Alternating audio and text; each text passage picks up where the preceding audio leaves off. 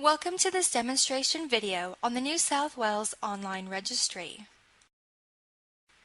This demonstration will step you through the process of publishing a notice online that you will soon apply to administer a deceased person's estate. The online registry homepage. Before you apply to the Supreme Court for an order confirming who is entitled to administer a person's estate, you must first publish a public notice that gives advance warning of your application. This notice must be filed 14 days before you apply to the court. If you are unsure whether a notice has been previously filed, you can use the free search tool to view existing published notices. From the New South Wales Online Registry website, click Probate Notices, then click Search for a Probate Notice. The search screen. This free search tool means that anyone with an internet access can search for a notice and get in touch with the nominated contact in the notice if he or she knows they have been left something in the deceased person's will, or if he or she thinks there is a legal entitlement to a portion of the deceased estate. Before publishing a notice, you will need the deceased details, including any aliases, information about a will, if there is one, and details on executors and administrators.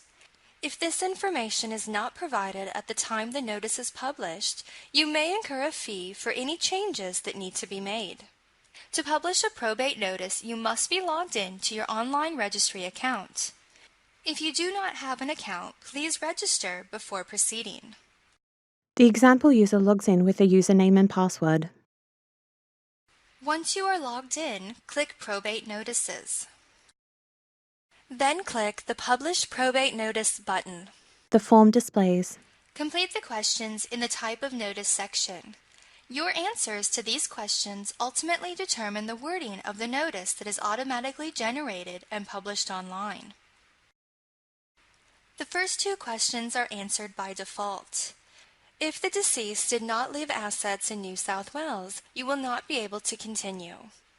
If you indicate you intend to apply for a reseal of a probate grant or letters of administration issued by another court outside New South Wales, you will need to enter which court made the grant and what was granted before continuing the form.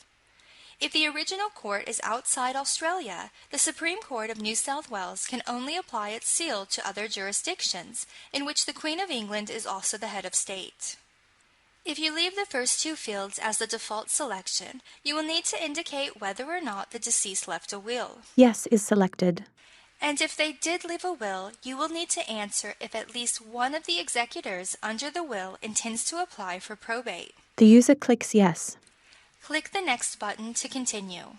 Executor details. You will now need to enter the administrator or executor details. The details entered for applicant 1 will be the details that are published in the notice.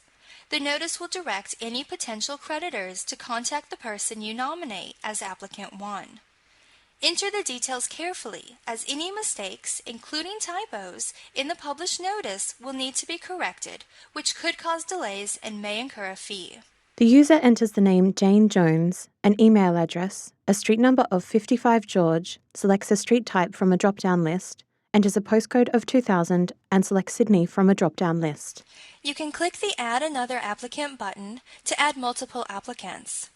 Click Next when the details are complete. Deceased details. Next, you will need to enter the details of the deceased. You will need to enter their full name and any aliases. If any details are incorrect when published, a fee may incur for necessary changes. The user enters the name Sarah Jones. Then enter the date of their death using the calendar pop-up window or by typing the date as 2 digits for the day, /2 digits for the month, /4 digits for the year. A date is selected. Enter their last address postcode, suburb, and state. A postcode of 2000 and the suburb of Sydney is entered. Select if you need to qualify the notice or add additional information. A qualification may explain why someone is not applying, such as the applicant is a substituted executor, or the instituted executor predeceased the testator. You may also need to specify any limitations proposed, such as, the application for probate is made with a copy of the will. Probate is limited until the original will is proved. Enter any qualifications, then click Next. Will details. The next section is to enter the will details. This screen will only display if you selected that the deceased had a will on the introduction screen at the beginning of the form.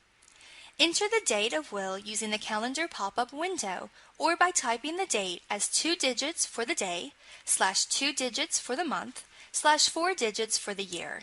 A date is entered. Click the Add Codicil button if there are any to be added. You will then need to enter the date of the codicils. A date is added. Click the Next button to continue.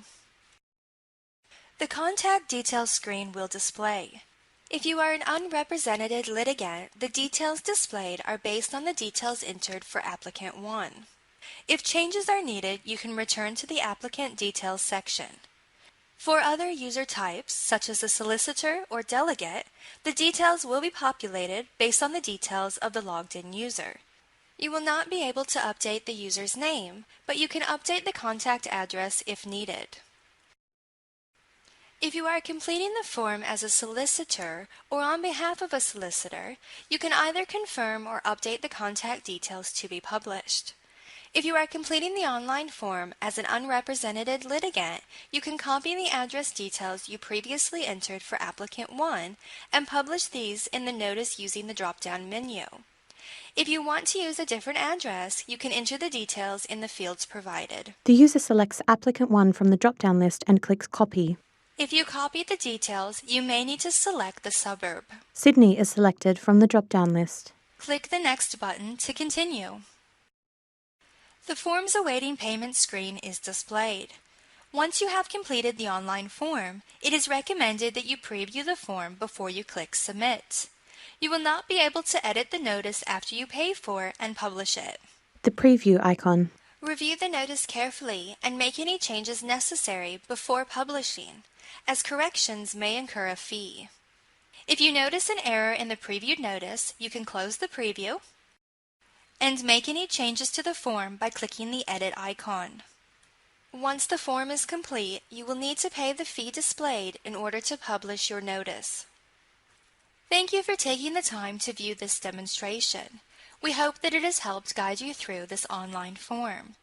More forms will be made available over time. Please keep an eye on the New South Wales Online Registry homepage for the latest updates. onlineregistry.lawlink.nsw.gov.au